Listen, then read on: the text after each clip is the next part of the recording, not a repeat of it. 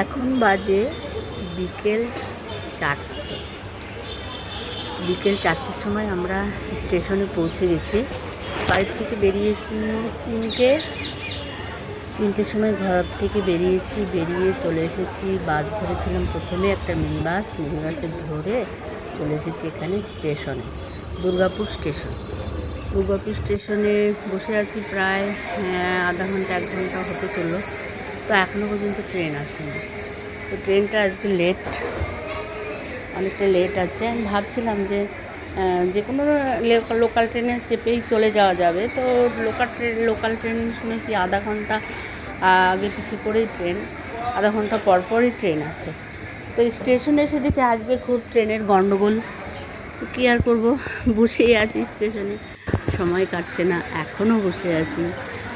তো ভেবেছিলাম যে আজকে বোনের বাড়ি যাব, বোনের বাড়ি পান্ডুয়া, দুর্গাপুর থেকে টু পান্ডুয়া।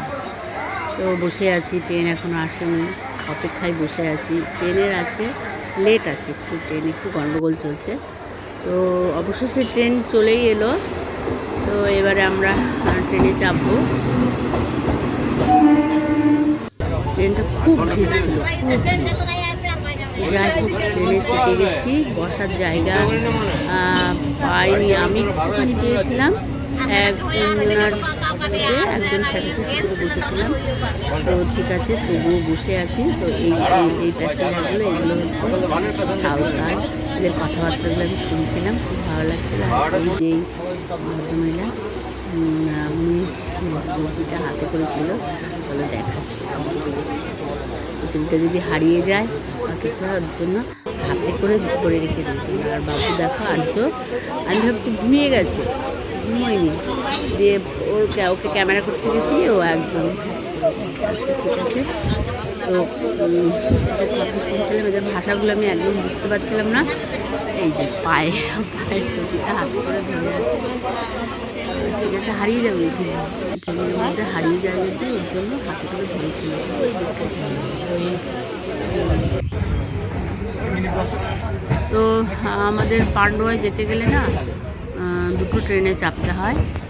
বোনের বাড়ি যেতে গেলে দুর্গাপুর থেকে চেপে পরে আবার বর্ধমানে নামলাম, নেমে বর্ধমানে আর একটা লোকাল ট্রেন ধরলাম, ধরে চলে এসেছি। এবার যাচ্ছি আর কি, রাত হয়ে গেছে যেতে যেতে। অন্য ট্রেন, যে ট্রেনে চেপেছি বর্ধমান থেকে, যে ট্রেনে চাপলাম লোকাল ট্রেনে, ওটাতে চাপতে গিয়ে দেখি সন্ধ্যা পার হয়ে গেছে। আচ্ছা ঠিক আছে, লেট ছিল ওর জন্য, নাহলে আমরা তাড়াতাড়ি পৌঁছে যেতাম।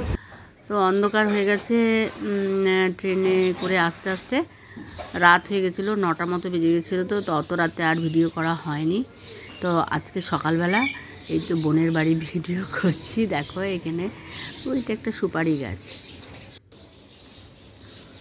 আর এখানে এটা মনসা গাছ লাগিয়েছে। ওরা স্নান টান করে পুজো হয়ে গেছে, বোনের জায়ের দুজনাকারই পুজো হয়ে গেছে।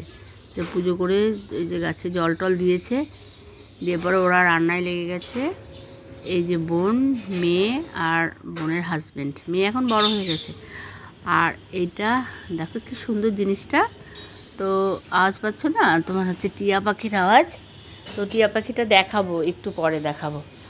আর এটা আমার খুব ভালো লাগলো, তাই আমি এটা তুলে নিলাম। এটা জাস্ট শেষ হয়ে গেল। তো ওইখানে পাশেই তোমার সিমলাগড় আছে, সিমলাগড়ে মন্দিরটা খুব জাগ্রত, খুবই জাগ্রত। অনেক বছর বিয়ে হয়েছে বোনের, কিন্তু আমরা আসি, যাওয়ার হয় না, হয়ে ওঠে না, সময় হয়ে ওঠে না। তো আজকে ভাবলাম যে চলো যাই, সিমলাগড়ে পুজো দিয়ে আসি। আর এদিকে বোনের বরেরও তো আজকে জন্মদিন ছিল, বার্থডে ছিল, ওর জন্য বললাম যাই দেখি পুজো দিয়ে আসি।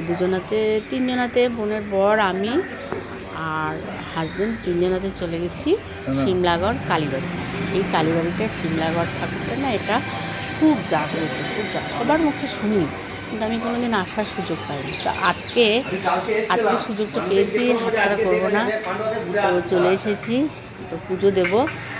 আর এই ঠাকুরটা খুব জাগ্রত শুনেছি। এনার ভোগ হয় প্রতিদিন আর কি, ভোগ হয় দুপুরবেলা 12টার মধ্যে। আমি অনেকের মুখে শুনেছি।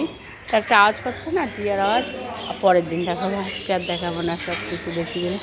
এটা হচ্ছে মন্দিরেরই মাঝখানে একটা গাছ আছে, গাছটা অনেক বড়, আর এটা চারিধারটা। এই যে এখানে বলি হয় আর আমি পুজো দিচ্ছি। এই যে এখানে বলি হয় আর ঠাকুরটা তুলতে দিচ্ছিল না, তবু আমি ঝট করে একটুখানি তুলে নিয়েছিলাম। পাশেই শিবলিঙ্গ আছে, আমি যাবো পুজো দিতে। এখানে পুজো দিয়ে চরণামৃত্যুটা নেব, দিয়ে চরণামৃত্যু নিয়ে তারপরে যাব সামনে পাশেই পুজো শিব মন্দির আছে, ওখানে পুজো দিতে যাব, একদম লাগোয়া। তো আর এখানে এসেছি, তো খুবই ভালো লাগছে, অনেক দিন পর আসলাম পুজো দিতে। তো আমার ইচ্ছা থাকলে সবই হয়, ইচ্ছা মনে মনে একটা ছিল, অনেক দিন থেকে ইচ্ছা ছিল যে সিমলাগড় কালীবাড়ি পুজো দিতে যাব। তো আজকে লাস্ট পর্যন্ত চলেই এসেছি পুজো দিতে। তো খুব মন শান্তি করে পুজো দিলাম।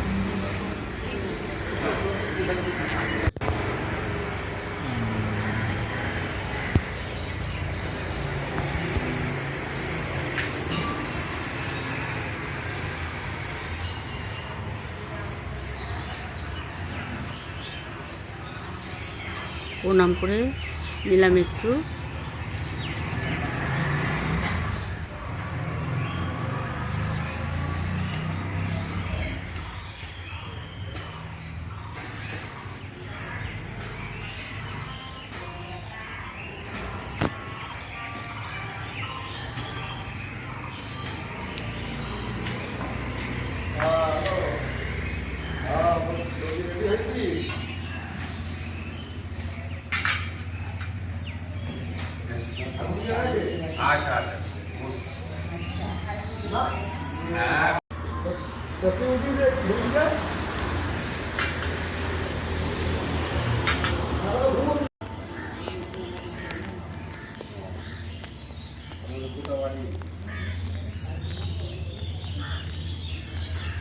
ওই দিকটা বসার জায়গা আর এই দিকটা আবার এটা তুলসীতলা আছে, আর ওই দিকটা রান্নাবাড়ি হয়।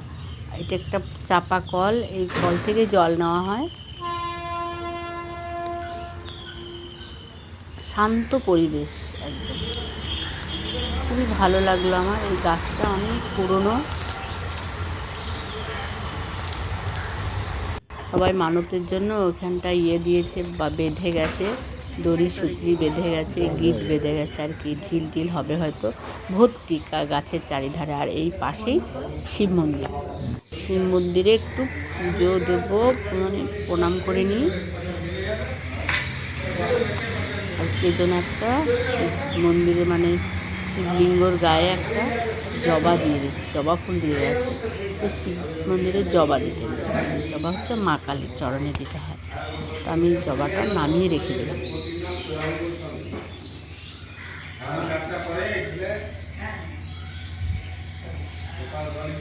আজকের দিনটা এইভাবে আমার কেটে গেল।